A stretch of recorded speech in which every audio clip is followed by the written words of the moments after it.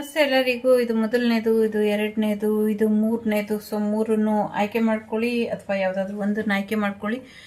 ನಿಮಗೆ ನಿಮ್ಮ ಗುರುಗಳ ಮಾರ್ಗದರ್ಶನ ಏನಿದೆ ಅಂತ ನೋಡಿ ತಿಳ್ಕೊಳ್ಳೋಣ. So it's A general reading.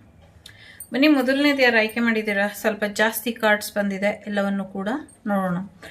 ಮೊದಲನೇದು, ಸದ್ಯಕ್ಕೆ ಇನ್ನೊಬ್ಬರ ಜೀವನಕ್ಕೆ ನೀವು ಬೆಳಕಾಗಬೇಕು, ಇನ್ನೊಬ್ಬರಿಗೆ ದಾರಿದೀಪವಾಗಿ ನಿಮ್ಮ ಜೀವನನ ನೀವು ಬದಲಾಯಿಸ್ಕೊಳ್ಬೇಕು, ನಿಮ್ಮಿಂದ ಒಂದಷ್ಟು ಜನರಿಗೆ ಒಳ್ಳೇದಾಗಬೇಕು ಅಂತ ಹೇಳ್ತಾ ಇದ್ದಾರೆ.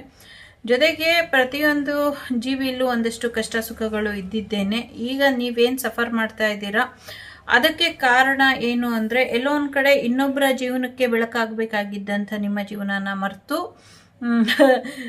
ಥರ್ಡ್ ಪಾರ್ಟಿ ಸಿಚುವೇಶನ್ ಅಲ್ಲಿ ಸಿಕ್ಕಾಕೊಂಡಿರೋದು ಅಂತ ಹೇಳ್ತಾ ಇದ್ದಾರೆ. ಹಾಗಾಗಿ ಥರ್ಡ್ ಪಾರ್ಟಿ ಸಿಚುವೇಶನ್ ಏನಿದೆ, ಥರ್ಡ್ ಪಾರ್ಟಿ ಸಿಚುವೇಶನ್ ಇಂದ ಹೊರಗೆ ಬನ್ನಿ ಅನ್ನುವಂಥದ್ದು ಇದೆ. ನೆಗೆಟಿವಿಟಿ